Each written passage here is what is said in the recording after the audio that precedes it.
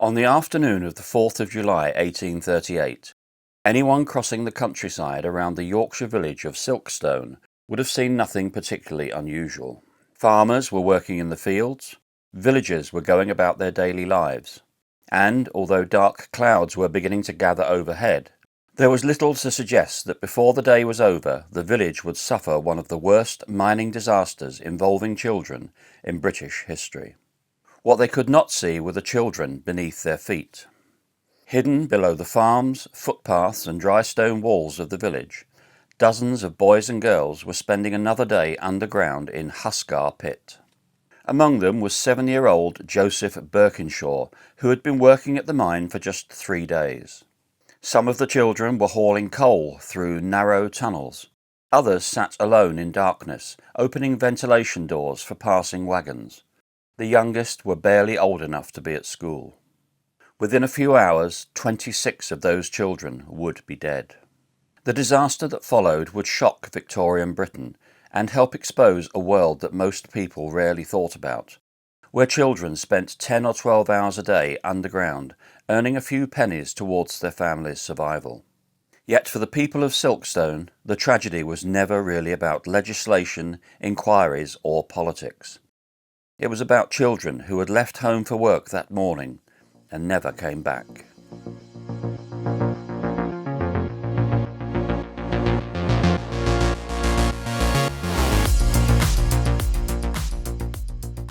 Joseph's story was far from unique. His father John worked on the coalface, cutting coal from the seam itself, while his older brother George spent his days hauling loaded tubs through the workings as a hurrier. For the Birkinshaw family, the mine was not simply a place of employment, but the source of their livelihood, and like countless other families across the Yorkshire coalfield, they depended upon it to put food on the table. Across Silkstone, childhood and work had become intertwined in a way that seems almost impossible to imagine today. Boys and girls entered the mines at ages when modern children are still learning their times tables, and once underground they were expected to contribute just as surely as the adults around them. Some spent entire shifts sitting alone beside ventilation doors, opening them whenever coal wagons approached, before returning once more to darkness and silence. Others hauled heavy tubs through low passages that often forced them to work bent double for hours at a time. The work was hard, the hours were long, and the pay was meagre. Yet for many families there appeared to be little alternative. Another of the children working underground that day was 8-year-old George Lamb. His father William was a steward at the pit, a trusted employee responsible for helping oversee operations below ground, and like many fathers in Silkstone, he worked alongside his son. George was one of several children born to William and Elizabeth Lamb, and although history has preserved only fragments of his short life, we know that he left home that morning expecting another ordinary day in the mine. Elsewhere in the workings were brothers Isaac and Abraham Wright. For them, the dangers of mining were not distant possibilities, but painful memories. The previous year, their father, John Wright, had been killed in a fire-damp explosion underground. The loss had left its mark on the family, and while life had carried on, as life always must, there could hardly have been a day when the boys entered the mine without some awareness of what had happened to him. As the children worked beneath the earth, the village above carried on much as it always had. Only 6 days earlier, the people of Silkstone had been celebrating the coronation of the young Queen Victoria. The Clark family, who owned the mines, had thrown open their estate and organised festivities for the local community. Families gathered together, children played games, food was shared, and, for a little while at least, the hardships of everyday life were forgotten. Nobody could have known that some of the children laughing and playing in the summer sunshine would be buried before the week was over. Yet beneath the celebrations lay a more practical concern. The mines had been closed for 4 days, and the workers had received no pay during that time. Lost wages were not an inconvenience for families living from one payday to the next. They were a genuine hardship. By the morning of the 4th of July, many people were eager to return to work and make up for the income they had lost. Deep beneath Silkstone, the working day carried on much as it always had. Hours passed unnoticed in the darkness, and, for the children underground, the world beyond the pit might as well have been 1,000 miles away. None of them could see the weather changing in the village, or know that a storm was about to sweep across the Yorkshire countryside and change their lives forever. The morning warmth gave way to thick, oppressive humidity, and dark clouds gathered steadily across the Yorkshire countryside. Farmers working in the fields cast nervous glances towards the sky, while villagers hurried about their business before the rain arrived. What began as an ordinary summer afternoon was slowly becoming something far more threatening. Shortly after 2 o'clock, the storm broke. Thunder rolled across the landscape, and torrential rain hammered the ground with extraordinary force. Hailstones battered rooftops, fields quickly became saturated, and streams that only hours earlier had posed no danger at all began rising with alarming speed. The violence of the storm caused damage throughout the area, and yet its most devastating consequences would unfold where nobody could see them. At the pit head, engine tenders watched with growing concern as water flooded the engine yard. The winding engine was the mine's lifeline, responsible for raising workers to the surface, and as rainwater continued pouring into the site, it became increasingly clear there was a serious problem. Eventually, the furnace fire was extinguished, and without steam, the engine stopped. News of the failure was passed underground. For the workers below, it was certainly unwelcome, but it was not necessarily catastrophic. William Lamb quickly began preparing an evacuation and instructed the miners and children to gather together at the pit bottom, while arrangements were made to bring them to the surface manually. It would take time, but there was no immediate reason to panic. Had events ended there, the Huskar Pit disaster might never have happened. The trouble was that many of the children had little understanding of what was occurring above ground. They could not see the flooded engine yard. They knew only that something unusual was happening, and that they had already spent a long day underground. Many of them were frightened, confused, and exhausted, and more than anything else they simply wanted to go home to Mum. Then came a tremendous clap of thunder. Some of the children became convinced they had heard a fire-damp explosion. For Isaac and Abraham Wright, the fear must have been immediate and terrifying. The mines were dangerous enough when everything was working normally. If there had truly been an explosion, every second mattered. As anxiety spread through the workings, William Lamb did his best to keep the children together and instructed them to remain where they were. Many listened, but around 40 decided they could not afford to wait any longer. Instead, they decided to make their own way to the surface through the Huskar Drift, an old ventilation passage that sloped upwards towards Nabs Wood. From the children's perspective, the decision must have seemed entirely reasonable. The drift offered something that the pit bottom did not: a route to the surface. With confusion spreading through the workings, and many of them convinced they had heard an explosion somewhere in the mine, the thought of remaining in the darkness, waiting for help, can hardly have been appealing. At first there was little reason to think otherwise. The drift had been used for years, and many of the children would have known it well. Unlike the darkness they were leaving behind, this passage led towards escape, and with every yard they climbed, the air seemed a little fresher than before. Somewhere near the front of the group was George Lamb. Not far away were Joseph Birkinshaw and his older brother. Isaac and Abraham Wright were there too, along with dozens of other boys and girls whose names would later be carved into memorial stone. Perhaps some of them talked as they climbed. Perhaps others simply concentrated on the steep ascent ahead of them. After 9 long hours underground, thoughts of home cannot have been far away. For the younger children especially, the ordeal already felt as though it should have been over. Above them, daylight lay at the end of the passage. What they could not know was that while they were climbing towards safety, danger was already racing towards them from the opposite direction. The passage wound steadily upwards, and for a time the children must have believed they had made the right choice. What none of them realized was that the same storm they were trying to escape had already transformed their route into a trap. And near the entrance to the drift, a small stream crossed the hillside, and under normal circumstances it posed no threat whatsoever. But there was nothing normal about the storm that was now raging over Silkstone.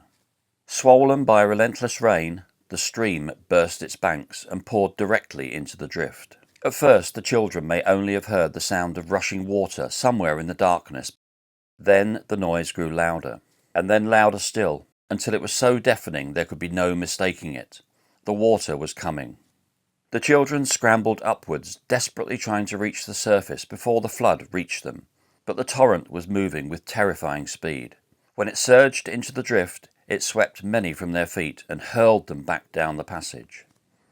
Ahead of them stood a ventilation door, through which they had recently passed, and what only moments earlier had seemed like another step towards safety suddenly became a deadly obstacle.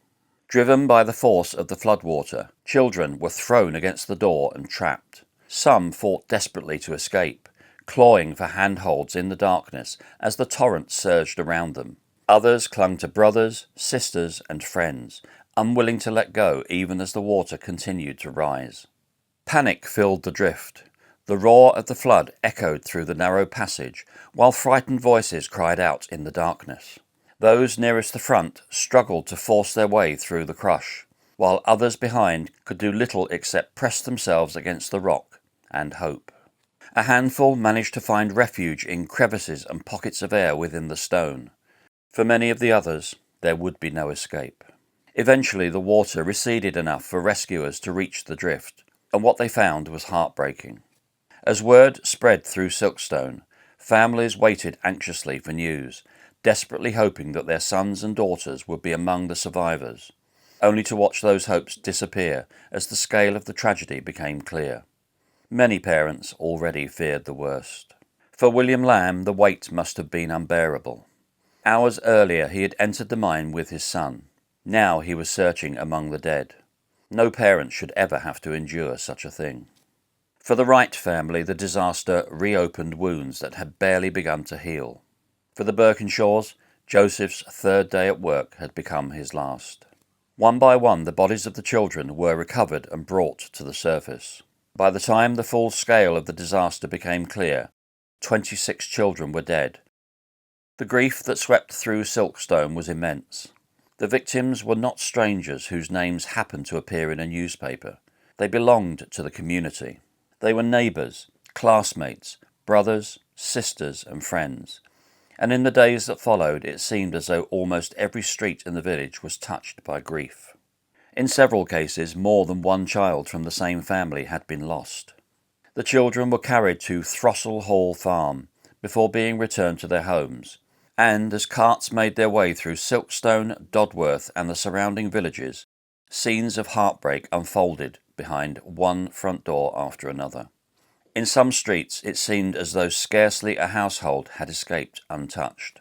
One or two small coffins were delivered to almost every corner of the community, transforming what had begun as a mining accident into a tragedy shared by an entire village.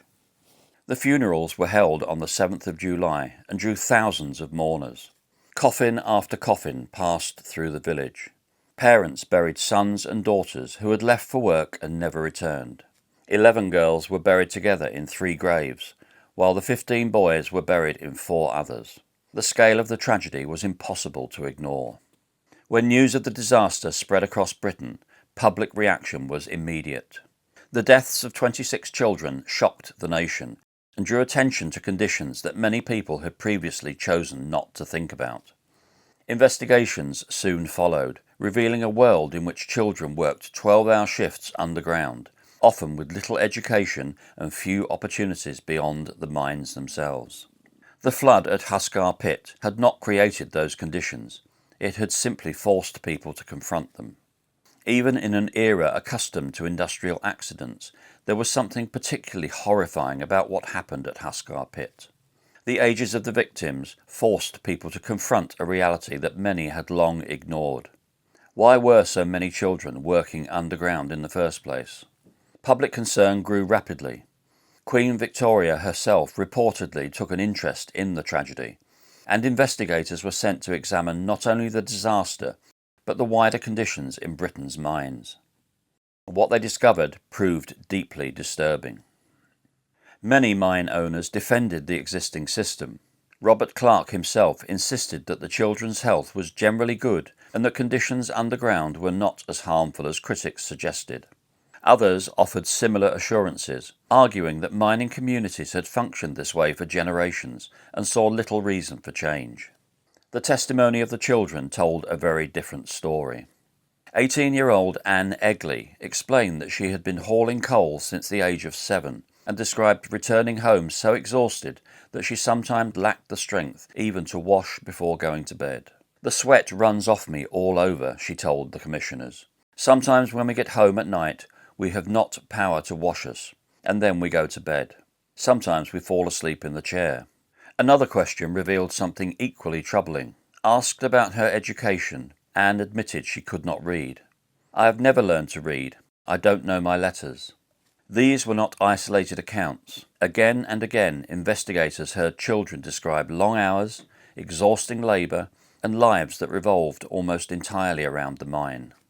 For many people reading the Commission's findings, the flood at Huskar Pit had become more than a terrible accident.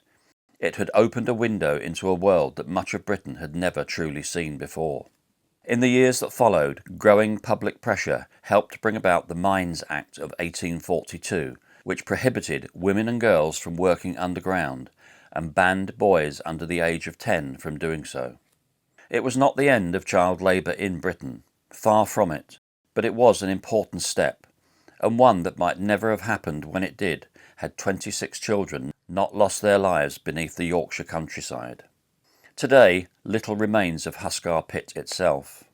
In Silkstone churchyard, memorials still bear their names, and in the woods above the old drift, another memorial continues to take shape.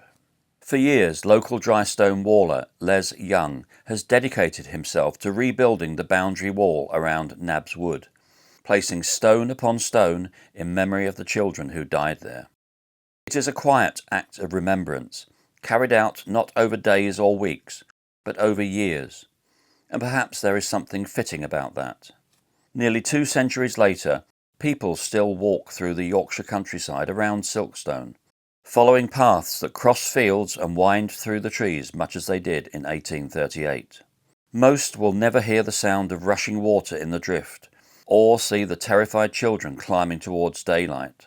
Yet the story remains, preserved in memorials, family histories, and the memories of a village that chose not to forget. The children of Huskar Pit left home for work on a summer morning, believing they would return before nightfall. They never did. For their families, the storm may have only lasted a few hours. But the empty places, left at kitchen tables, beside fireplaces, and in childhood beds, lasts a lifetime. It's always a tragedy when lives are lost in any disaster. I myself feel it a little more poignant when the lives of children are lost. Despite the tragedy, I hope you appreciated the way the information was presented. I'll see you on the next one, and I'll wish you bye-bye for now.